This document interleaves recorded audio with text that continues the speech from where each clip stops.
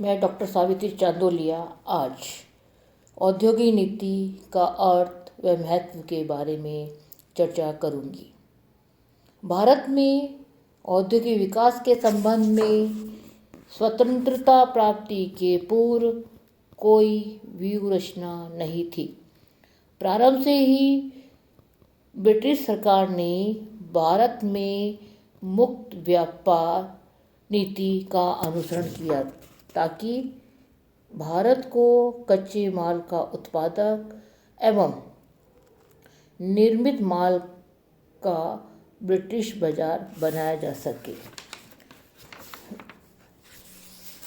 15 अगस्त 1947 को भारत ने ज्यों ही ब्रिटिश दासता से मुक्त होकर अपनी बागडोर संभाली तो ब्रिटिश सरकार की उदासीनतापूर्ण औद्योगिक नीति के स्थान पर तीव्र औद्योगिक विकास हेतु औद्योगिक नीति बनाई।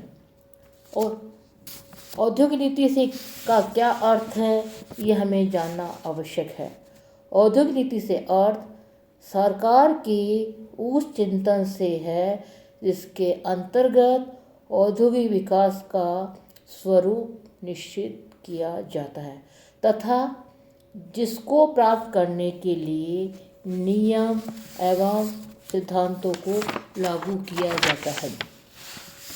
औद्योगिक नीति में उन सभी सिद्धांतों, नियमों एवं रीतियों का विवरण होता है जिन्हें उद्योगों के विकास के लिए अपनाया जाना होता है। ये नीति विशेष रूप से भावी उद्योगों के विकास, प्रबंधन व स्थापना से संबंधित होती है। इस नीति को बनाते समय देश का आर्थिक ढांचा, सामाजिक व्यवस्था, उपलब्ध प्राकृतिक व तकनीकी साधन तथा सरकारी चिंतन का विशेष रूप से ध्यान रखा जाता है। तो मतलब ये सब जो चीज़ों का ध्यान रखते हुए हमारे जो देश की है वो औद्योगिक नीति बनाई जाती है। तो इस आधार पर औद्योगिक नीति का क्या महत्व है, ये भी तो है वह देश की मतलब जो महत्व है औद्योगिक नीति का वो ये है कि वह देश के औद्योगिक विकास को सुनिश्चित कर देश व अर्थव्यवस्था को सुदृढ़ करती है, राष्ट्र को मार्गदर्शन व निर्देशन देती है, सरकार को निश्चित कार्यक्रम बनाने में मदद करती है, जनसाधारण को अपनी निश्चित जीविका का साधन बनाने में सहायता करती है। भारत जैसे विकासशील राष्ट्र के लिए औद्योगिक नीति बहुत प्रकार से महत्वपूर्ण है, क्योंकि जो है नियोजित अर्थव्यवस्था के माध्यम से औद्योगिक विकास हो रहा है।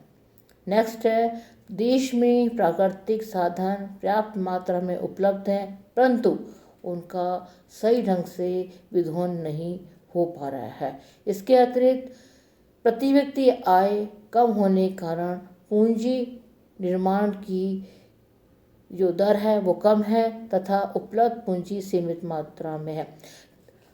इन सभी को ध्यान में रखते हुए हमारे देश में एक संतुलित विकास हो सके, हमारे प्राकृतिक संसाधनों का सही ढंग से उपयोग हो सके, उत्पादन बढ़ सके, वितरण की व्यवस्था सुधर सके, एकाधिकार संयोजन एवं अधिकार युक्त हितों का समाप्त करने तथा नियंत्रित करने के लिए औद्योगिक नीति की जो धारणा है वो हमारे लिए बहुत उपयुक्त है, जिससे कि देश में आर्थिक विकास हो सके।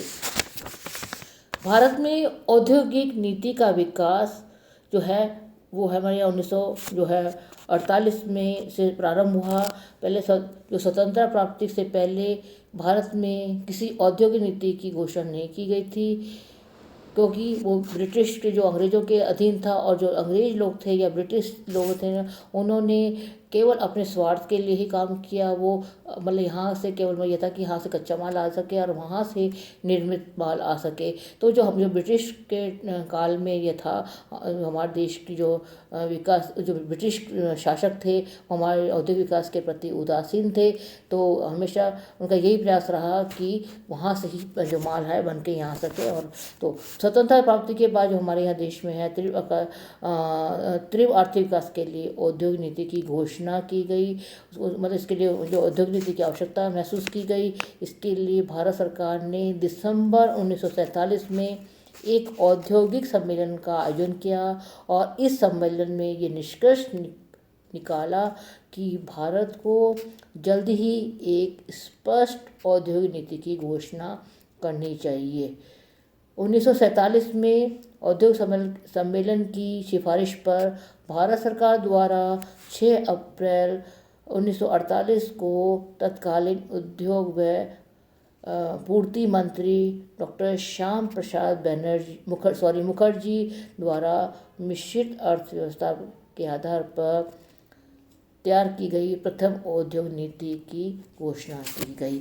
इस तरह से हमारे जो देश में है जो प्रथम औद्योगिक नीति थी 1948 में हुई। उसके बाद निरंतर हमारे यहाँ पर जो औद्योगिक नीतियाँ बनती गई और उसमें था 1948 को 1956 में, 1977 में, 1980 में, 1990 में और 1991 में तक हमारी कई औद्योगिक नीतियाँ बन चुकी हैं, जिनका उद्देश्य देश का औद्योगिक विकास करना था। और यही आशा के साथ हमारे यहाँ जो है निरंतर औद्योगिक नीतियाँ बनती रहती हैं ताकि देश का सुदृढ़ आर्थिक विकास हो सके। धन्यवाद।